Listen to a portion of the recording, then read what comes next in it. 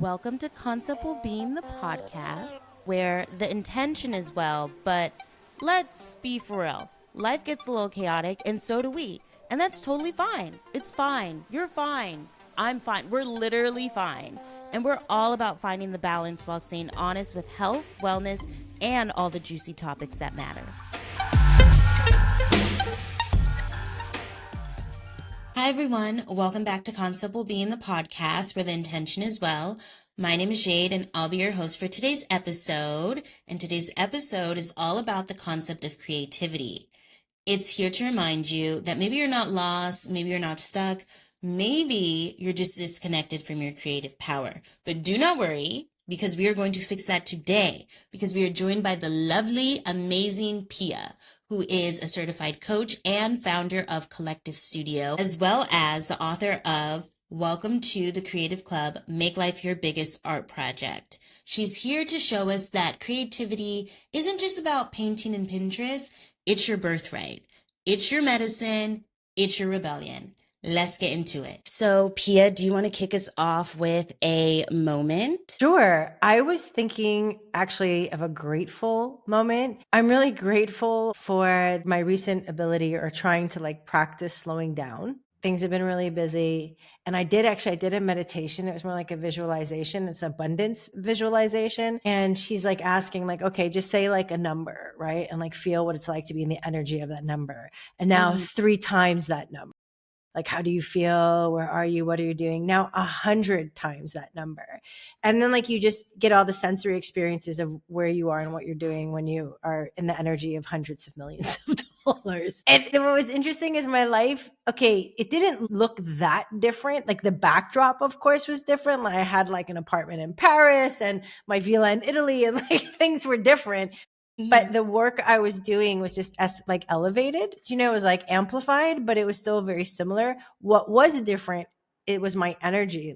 I moved through the day. When I was in Italy, I was just looking really cute in a silk white shirt and high linen shorts. I was just picking stuff in the garden, taking my dog for a walk. There was a lot more rest and pause and flow and ease between the things that I'm passionate about doing. And I thought, there you go. There you go. I could create that for myself now. I don't need hundreds of millions of dollars to do that, because if I don't create it for myself now, I'm not going to have it later. Do you know what I mean? Yeah. Yes. So with that visualization, it was just you got it. You got to create some flow and ease now, because the energy of fast and doing and rushing is really fear for me anyway. It's fear, duty. I got to do this, otherwise I won't succeed, or I won't survive, or whatever the story is. But when you've succeeded, you've already arrived, it's guaranteed, then I just move very differently. So what if I already succeeded and I have already arrived, which I have? Yes. If I sit with it, right, then I can move like that. So today, grateful, coming back to your moment, I'm just trying to bring some of that into my day. Take a walk outside, sit in my garden, read the magazine, drink a matcha latte, just ease. I've already arrived. I'm already successful. I don't need the push of fear. And it was really nice, and I felt really grateful for that visualization, for the moment I created for myself, and for the realization of what was going on, that awareness of oh, I see. Do you know what I mean? Yeah.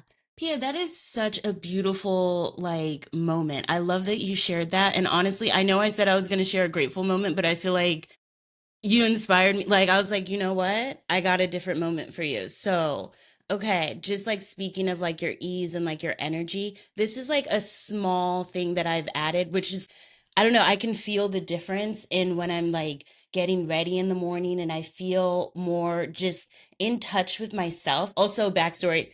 Well, actually, I'm a Taurus, May 10th. And so for me, it's really important to be in touch with that Venusian energy. And I just started lighting a candle every morning when I'm doing my skincare routine or putting on my makeup, and I feel so much more in touch with myself. I can just tell now in the morning I'm excited to wake up and just be like, I'm just gonna put on my skincare routine. And I do feel like I'm slowing down when I'm doing it. Like I'm just it's in a state of flow, and I really love that. So just adding a candle really just added to, I would say that's like a wellness vibe, Mm. but it just, yeah, it really made a big difference. And I've been doing that for the last 2 weeks. Yeah.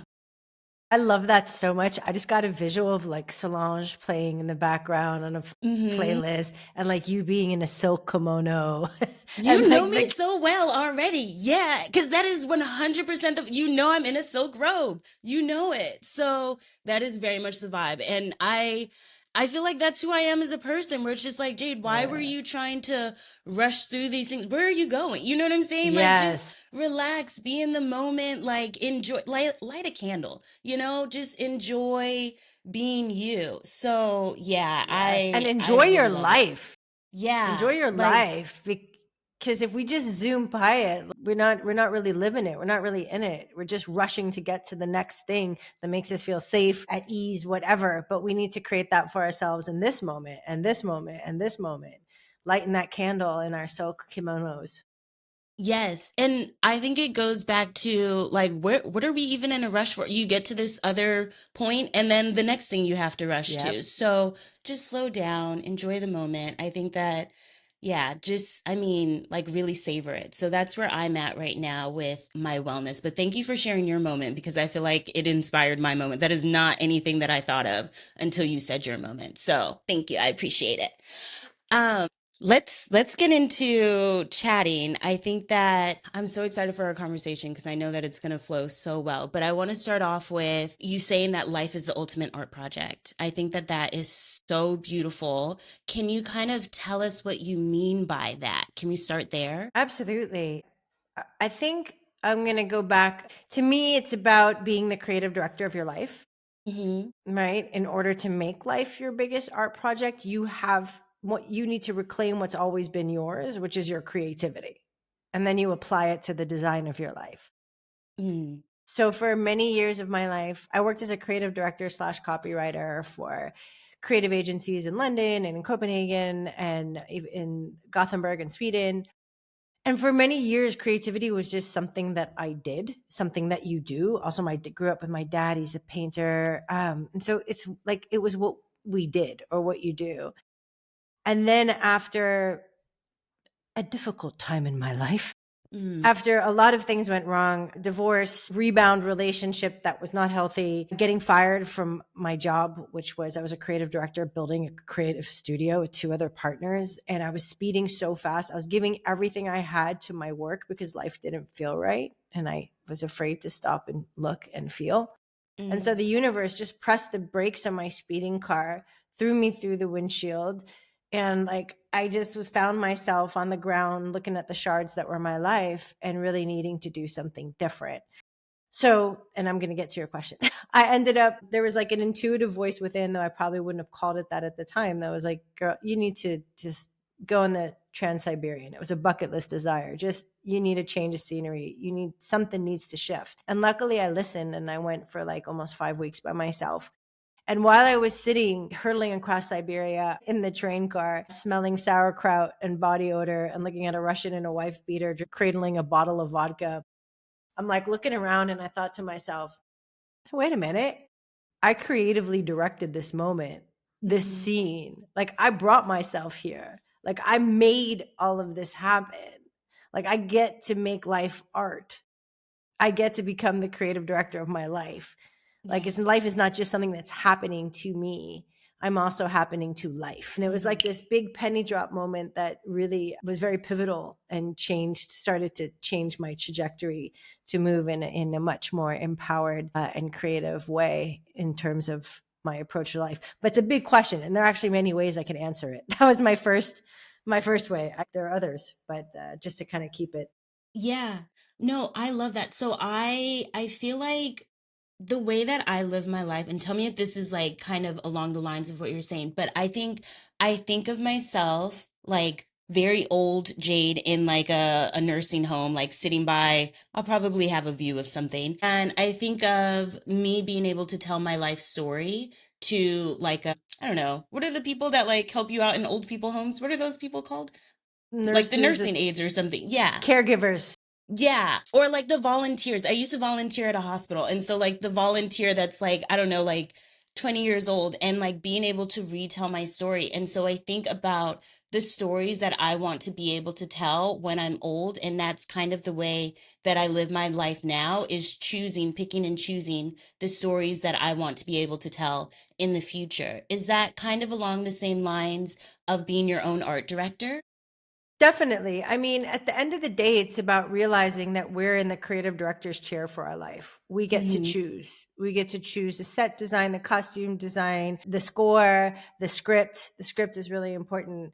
I mean, we get to bring that main character energy and shift away from the sort of extra on set feeling, you know? Yeah. And I think that's really the invitation. I say, make life your biggest art project. Like, look at life as like, I can create something. I can Yeah, like, create something here. Exactly. Like, what story do I want to live by? Script, right? Like, how do I want to experience life? How do I want to co create with life?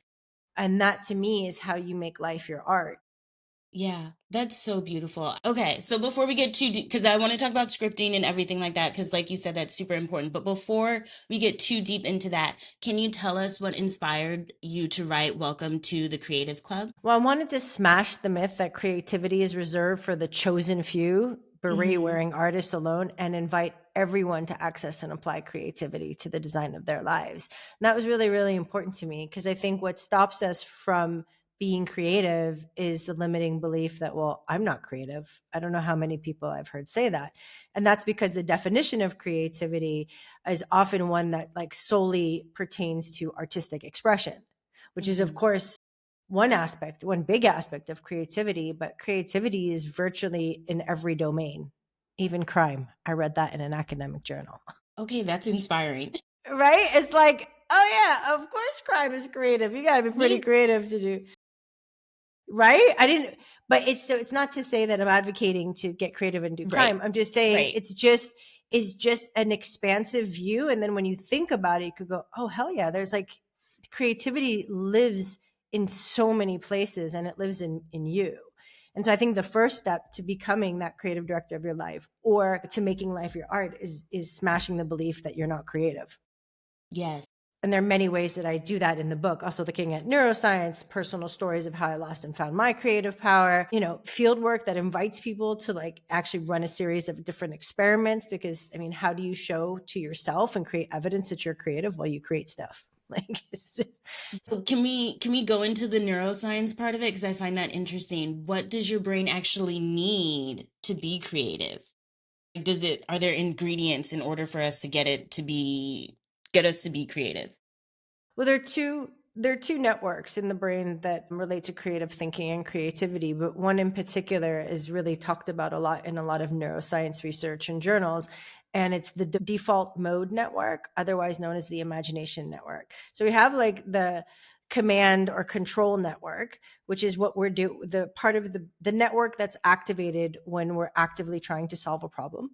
We're doing research or we're evaluating. That's the network that activates. And then the default mode network is the part of the brain that activates when we're daydreaming, when we're Hmm. resting, when we're not thinking. When the thinking we're doing when we're not thinking. It's that kind of space where dots connect Yeah. under the surface. It's like when we have stepped away from the whatever we're trying to create or the problem we're trying to solve and we let it go. Like we've done the research and we let it go. And that's why it's very universal truth that so many humans, so many of us have those eureka moments in the shower or while we're driving, right? It's That because is, yeah, that's what I was gonna say. I was like, I literally will be working on something. I'm like, I'm gonna go get something to eat. I'm gonna go drive, get something to eat. And that's when everything connects. And I've been sitting on the computer trying to connect this thing for like 2, 3 hours. And then I leave and I'm like, I got it. I got it. Yeah. So that's it. that's it. Okay. And what's really interesting is that in our Western culture, our society, we really over index on the control network. So Mhm. whatever, like we have to work harder, we have to push, we have to try, we have to throw everything we have at it. But research shows that, yeah, that's one part. But another critical part for our creativity is to stop doing, just be, just, daydream, let your Yeah. mind wander. And it's in that point that the creativity also comes online. And studies have shown, neuroscience studies have shown that this is directly correlated to creativity. And I also, in my research, stumbled upon a psychologist or psychiatrist. His name is Wallace. I think it was 1926. He was one of the first who detailed like the creative process in like overall. And there's like 4 stages of the creative process. Like, the first one is research. So it's when you start investigating whatever it is that you're trying to create or oftentimes trying to solve. And then there's incubation, right? So it's like you incubate, like you step Mhm. away from the thing, you allow it to marinate inside you. And then illumination is like that eureka moment, like poof, like the download, it just comes. And then evaluation. So you can see like point 1 and 4 are the control network that's activated, Mhm. like the research and investigation. And then the last one is evaluating, like which ideas do you want to go with or what's happening. But the illumination, incubation and illumination are the default mode network. But yet in our society, we prioritize 1 and 4. And so Okay. both are, it's all required. Yeah. And so what if our creativity lives on the other side of rest? That is, I mean, ideal situation like that. That's how I feel. But where would like a creative block pop in? Would it be at any point in that 1 to 4? Creative blocks. I've been thinking about this lately. Like, is the creative block a myth we tell ourselves to not create? I don't Hmm. know. It's like maybe a bit controversial, but is that a rationale that we use to not create? I don't know. The blocks for me often are not, it's not the creativity that's blocked. There's something blocked in the creator, right? Like there's Hmm. something going on. And so oftentimes it's about getting to the root of what's really going on here. It could be that fear stepped into the room, the inner judge, which we all have saboteurs. There's also research on this. We all share one particular saboteur, which is the judge. Yeah. Maybe that was developed during childhood in response to perceived or actual threats, these like inner saboteurs. So they helped us at one point, but they're no longer serving as adults. Maybe it's trying to keep us safe and going, that's a really horrible idea. Like that line is not good. And then we just kind of freeze and we get blocked.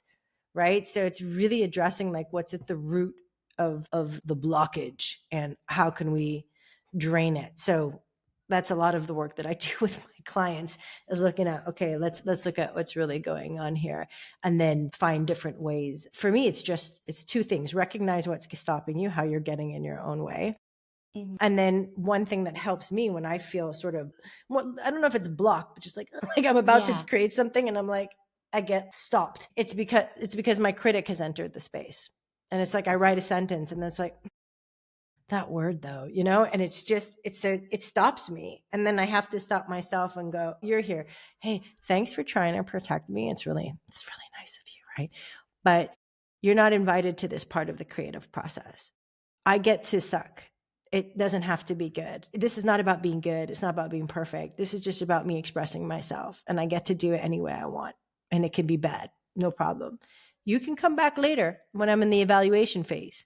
Then Hmm. I would really appreciate hearing your thoughts. But for now, this is not your time. Thank you, bye bye, kind of things. I have a little pep talk with myself, and I find that works really, really well. And it might come back, and again, I go, no, I said to you, thank you, but later, like, and sometimes there's a bit of struggle, but eventually it will go. It's a practice. Yeah. I love that you said I get to be bad at this. Like I don't Mm. I think that that's such like a liberating thing to tell yourself, and I think that that's something that me personally like I had to work through is like, Jade, if you want to do something just to do it, like just do it. Like it doesn't have to be some profound thing that ends up being like some like just get it out of you and then like move forward. It doesn't have to be so perfect. And I think that sometimes I put a lot of pressure on myself to create something that's going to be perfect. And then that does end up kind of like putting me in a shell where I'm like, if it's not going to be perfect, then I don't want to create it, which there you go. It all like it's a nice little circle. So thank you for just bringing attention to it doesn't have to be perfect. Like I No, can create something bad. And here's the other question, like, what is perfect? Yeah. Perfect is, there's no set, like, what does that mean? Like, I always ask people, like, what does perfect look like to you? And it's Hmm. hard to answer because it doesn't exist. We're human beings. AI might be perfect in some ways, it's not, but you know what I mean? Like, but we're humans. And I think the imperfection is what creates connection. When we show up as our beautifully flawed, imperfect selves, people recognize themselves in it because none of us are perfect. That's the Hmm. beauty. And it's what if our flaws are what makes us unique? And what if our flaws is the portal in which people feel connected to us? And we close that door when we try to protect ourselves. Because this is a question. What is the perfection trying to do for you? I think for me, I think it would be like trying to protect me from being like vulnerable and like I get embarrassed easily. And it's something that I've been like working through, which is like, Jade, not everything is embarrassing. Okay. Like, I think you need to find a different word for things, but it like, in my head, like, is trying to protect me from being embarrassed and like being too out there. So I think that that's for me. I don't know what other people experience, but I think that that's my main thing that I'm trying to do. I think for me, yes, and that resonates. Like perfection is trying to keep me safe from Hmm. ridicule, Yeah. rejection, or criticism. Hmm. So if you just make it perfect, then no one can touch you. But the problem is that doesn't exist. So then we don't release anything, we don't launch anything, we don't share anything. And what if someone in the world needs exactly what Jade can create beautifully and perfectly? Yeah. And yet we're holding on to it for fear of. And then we just don't, sometimes I just don't create it then. That I'm like, no, I'm just not going to put it out there. And then it never gets created. And then the people that would have resonated with it never get to resonate with it. So, yeah. Is this like a common thing that you see about women with creativity is like this perfectionism, or is there something else that you typically see when you're working with women? I think as women, perfectionism comes in also from a fear of being seen and heard Hmm. because we've been told to pipe it down, Yeah. turn it down, your voice doesn't matter as much. Just don't be too much. As long as you're like this, it's acceptable. Oh no, don't do that. It's too. So it's like to this, not enough that. We have all these cultural narratives that try to keep us small and contained. Hmm. And I think that gets in the way of using our voice, and that gets in the way of creating and showing up in the world fully. And I'm all about like, hey, what if, excuse my language, what if we just said like, fuck it, I'm gonna be too much, take up too much space, be too loud, be too this, be too bold, be too bossy, like I'm just gonna be, as long as it feels like it's coming from that like that me space, or that you space, then like just show up fully and we can create a community of women who are like holding that space and expanding it. And I think when we show up that way, especially as women, we model that for other women, and that's so Hmm. important. We Yeah. show like, hey, and even if someone criticizes, which they will, if you put your work out there, I can tell you after writing my book, there are people that are going to love it, some people won't like it at all. And I think that comes with the territory. If we're going to share something with the world is going to respond however the world responds. And Mel Robbins says this beautifully. She's like, well, let them have their own experience of me and my work. That was really helpful for me to separate. Like, someone loves it, great. Maybe they see something they recognize in me that's already in them. Someone doesn't like it, oh, maybe they recognize something in me that's already in them. Like, it's let them have their experience. It's not mine to dictate. It's not mine to Hmm. try to control or decide. And I need to be okay with me. I need to be Yeah. okay with the 2-star, 1-star, and the 5-star, and separate myself from that while appreciating that someone read the damn book, whether it's a 2-star or a 5-star, you know what I mean? Hmm. And being able to manage my own emotions in it. Because that, I think, is what scares a lot of us, is not only what someone might say or criticize, but it's like, can we sit and manage and be with our own emotions, emotional response to that? Period. You dropped so many gems. Okay, so I want to touch on the conversation that we were having before about women being too much and stuff like that. Like we really have been kind of just almost like watered down. You're right. Like it does give other women permission to show up as themselves. And it kind of is like a domino effect. And I think that I had to learn that when I was in corporate America, where it's just like, okay, I have to show up as my true authentic self because it's going to open space for the next person to be able to show up as themselves. So I love that you brought that up. I do want to ask, because I feel like being creative is, at least for me, like a very like healing experience, like to be able to be like, you know what? I don't care. Like I'm going to do what I want. I'm going to show up exactly as I want. For me that's healing, and I think for a lot of people it's healing as well. Is there like a difference between like being in a creative flow versus like meditative or like a healing state, or do you think that they're the same? Oh, that's a fabulous question. Well, it goes back to how we define creativity. Mhm. So for me, besides creativity not just being something that you do, and creativity is a way of being with life, right? Life to me itself is a creative process. Whatever we're doing, we are constantly creating from the moment we wake up to the minute our head hits the pillow. We just might not be consciously creating. And so that's really the invitation to consciously create. So when we're sitting in a meditative state, we're also part of co-creating that state. And we're in like a co-creative process. We're sitting. And when I say co-creation, I also mean with life, with the universe, Mhm. whatever word applies. So whatever we're doing, each moment we are co-creating that. We are creating it. So for me, that flow state or that meditative state or that healing state, if we're conscious creators, if we're consciously designing each of those moments, then they're all part of a creative process. There's no distinction. Yeah. I love that, Pia. I love that. Okay, you ate with that. Do you think that there's any wellness tools that you would maybe replace creativity with, like journaling or something like that, that it can kind of like take, that we don't love, but we can like replace it with? Well, what wellness practices do you not love but want to replace? Okay, I'll be honest with you. And I feel like everyone has their thing. I feel like my thing is not waking up in the morning and journaling. Like that is just not, I feel like everyone preaches that we should do it.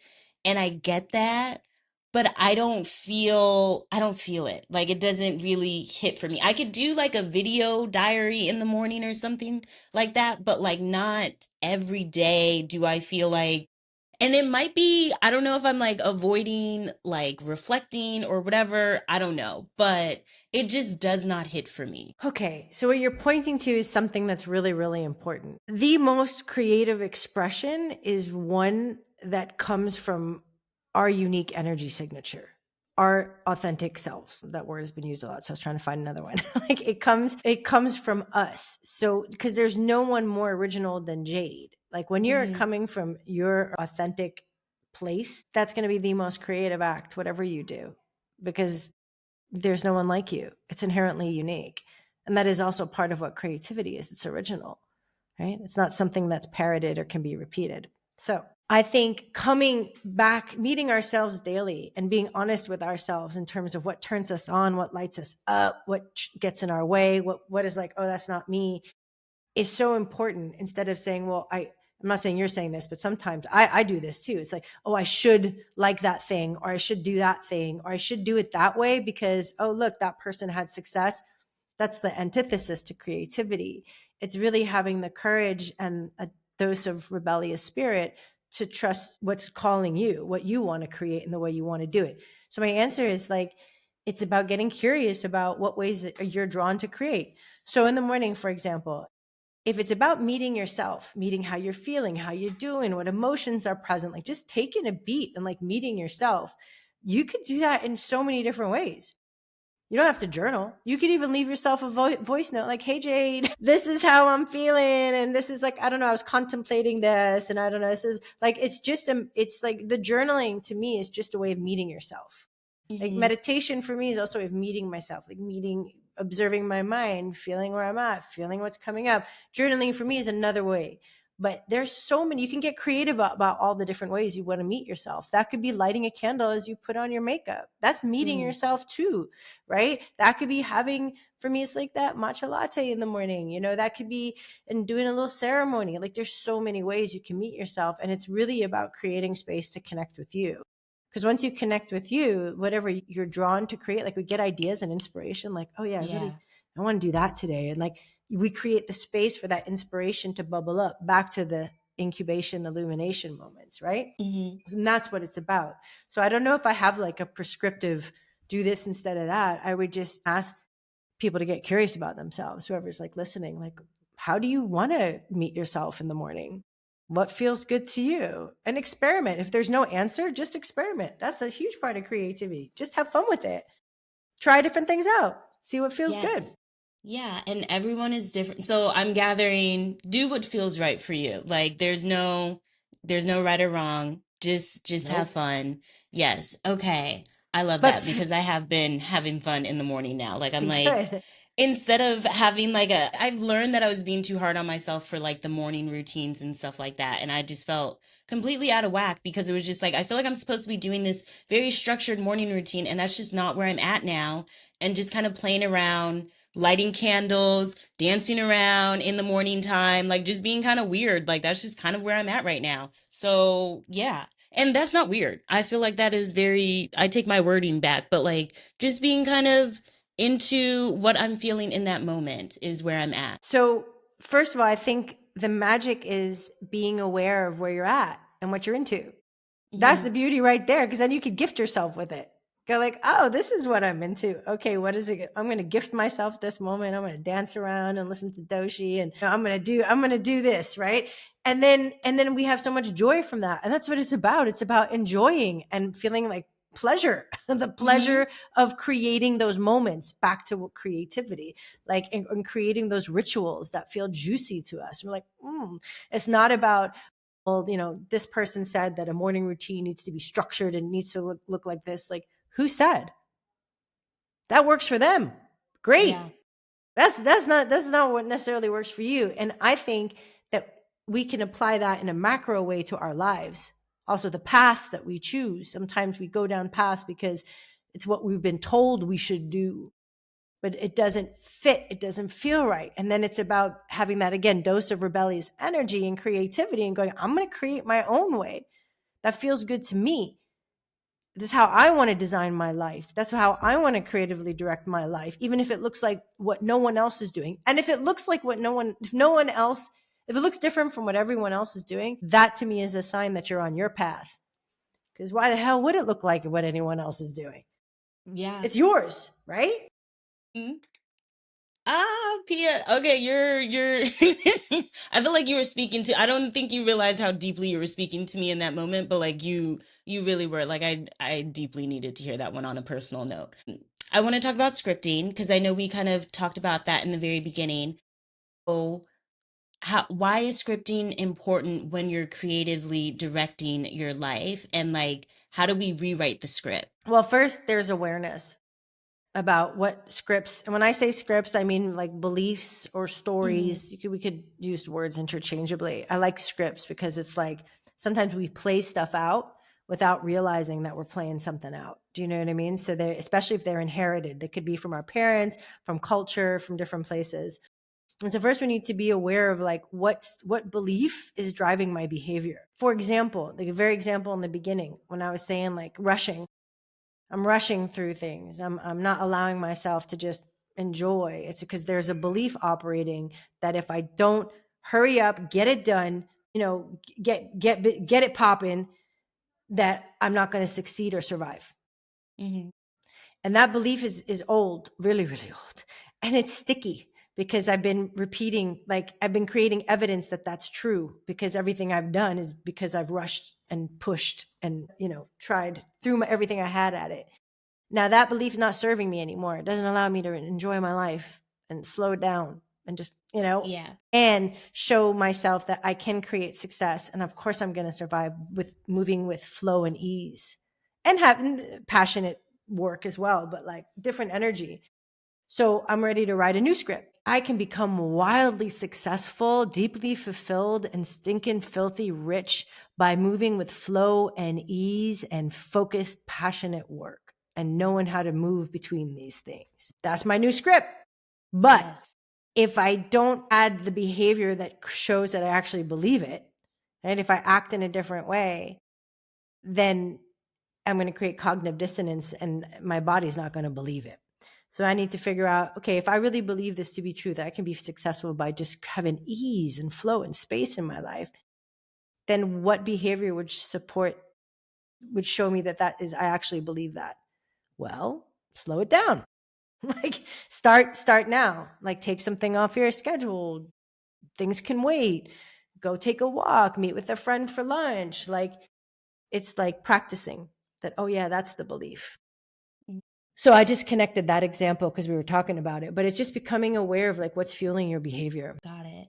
I think when you describe it, I think of life as like a movie. Like, and you're like the way that you're describing it is like the script is like very much the script that like the actors would be reading, but you are the actor and the director and like you're all of these things in the movie and you're controlling. This is when you're talking, this is the way that I picture it, where it's like you're the director, you're the like you said all of these things, but like it's very much giving like I'm just thinking of a person being on like a movie set, and this is the way that I'm picturing it and connecting it all in my head. And the script is very much like, what do I want me as the actor to do, which is kind of giving simulation, but we'll let that part go. But that's the way that I'm picturing it. Is there maybe one script that you would want to gift the listeners, like where it's like, hey, incorporate this into your life? Well, I think especially right now,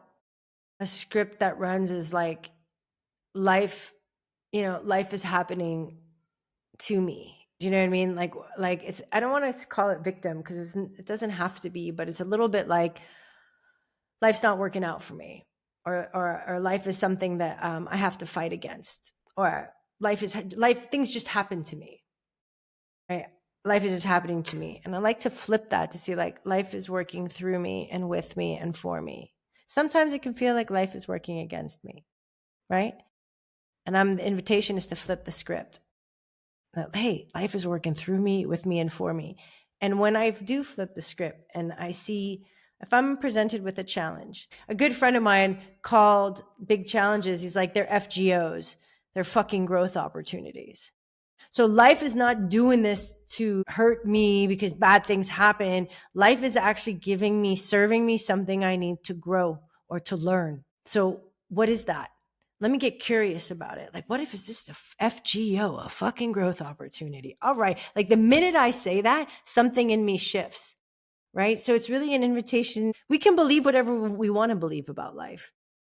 And then we'll be part of creating that reality. So if I believe people are shit and I go around my life believing that, guess what? People are probably going to be shit to me because of the way I'm behaving, because of that belief. If I believe people are inherently good and are coming from a good place, imagine how that's going to impact how people respond to me when I move from that place. Try it. It happens. Like carry a belief for a day, test it, like really believe it, not just like repeating it, but like just to see how the world responds. See how the universe responds when you actually consciously choose a limitless belief or a belief that serves you. Yeah, I was gonna ask you because you mentioned like don't just like say like actually believe it. Like how do you rescript it? Is it affirmations? It like how are you rescripting things in your brain? I have a mix. I do love me a morning affirmation. And like my Okay. morning affirmation is I trust myself completely. I trust life completely. Like Hmm. those are the two. Like I trust life completely. Like that just shifts my day. If there's a belief, I mean, I have money wounds, honey. So scarcity is an old script that I inherited, and that's also a cultural narrative. And I've been like, it's an active rewrite. It's not a one and done. It's going to probably be with me for the rest of my days in different ways. And I want to move to I'm abundant. I'm an abundant source. Life is abundant. Look, I'm breathing air. I'm stepping outside. The sun is shining abundantly. Like it's like I have so much, and just stepping into that energy. So behaving in a way where I actually show myself that I believe that the life is abundant. So if I go to the grocery store and there's like this cereal is really expensive. So if I go and there's like this granola I really love and it's like $12, I'm like, oh, $12. Because I didn't grow up with a lot of money. So my mom was, and my parents were always looking at like, oh, is that on sale? Is this, it's like old programming. Like, hell yeah, I can buy my granola for $12. It's not going to bankrupt me. Like, I can treat myself. I can give that to myself because life is abundant. The universe has my Hmm. back. Right. And that to me is like all those micro behaviors that show that I'm coming from that belief. Do you know? Yeah. So You got that's to how prove it to I yourself. got Yeah. to prove it to myself. I got to create evidence for myself, for my thinking mind. And that's like affirmations, meditation, and then behavior is such a big one. Like, am I acting like I actually believe that? Or am I still in my old belief? Hmm. Hmm. Yeah. And Moving that's like you're in your powerful. old one. Yeah. Okay. Yep. You got it. That I think is sometimes the missing step, where it's like people do affirmations in the morning, but then they're still moving like their old mindset. So I think that you kind of really added that extra layer of like, don't forget to move like you believe what you just said when you're rewriting these scripts for yourself. A word. That was my last question on scripting. But I do actually, no, this is a continuation, but this is kind of like into the next segment where you're helping us rewrite some scripts that we have. So typically this is like the myth or fact section, but this is kind of redoing it for you, like a creative reframe or rescripting. Let's So do it. basically, I'm going to say maybe a common thing that people would think in their head, a common script that runs in people's heads. And if you could help us rewrite the script, that would be amazing. So it's kind of a speed round, but if you want to give us like any background information or anything like that, feel free to add in there. Does that sound good? Sounds great. Okay, perfect. So the first script that might run through people's heads, I'm unmotivated. How can we rewrite that script? I'm so excited about what I get to create next. Okay. I am too chaotic to commit to anything. My chaos is a part of my magic, and I'm going to start 3 projects. Girl, okay. Yeah, you're eating these up. Okay. I should be further along by now. I'm exactly where I'm supposed to be, right on time, right in the right place, and I'm damn grateful for being here right now. Okay. I feel so behind compared to everyone else. I'm on my own unique journey. There is no comparison. I'm a unique badass living my expression of life. Okay. Last one. I don't know what I'm doing. Uncertainty is the realm of infinite possibilities. It means that you're courageous enough to explore, celebrate you. Beautiful. Beautiful. Thank you so much, Pia.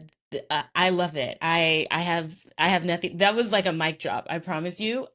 So thank you so much, Pia. This was an amazing chat. I said at the very beginning, I was like, I feel like every time we talk, like I just get like a burst of energy. Now I'm like, like life is great. So thank you so much for chatting with me. I really appreciate it.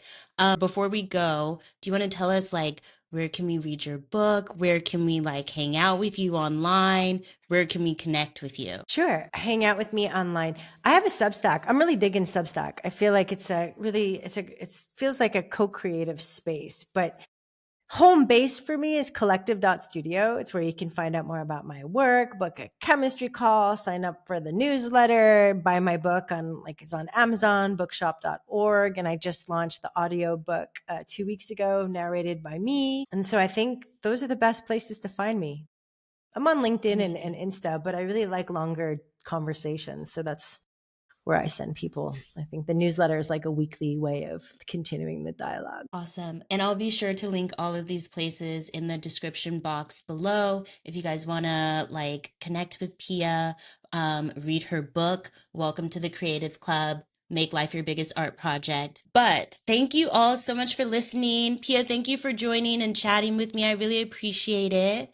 With that being said, oh, go ahead. Were you going to say I something? was just going to say thank you for having me. It's Of been such an course. absolute pleasure. I really, really enjoyed exploring and connecting, and that your energy and the light that you bring, and you just keep shining bright. We need you. We need it. The world needs it. So we need the beautifully imperfect, amazing you. Thank you, Pia. You're amazing. Okay. My heart is full. We're gonna wrap up this episode. Thank you guys so much for listening. With that being said, I hope that you have a good day or a good night, and I hope that you're well. Bye.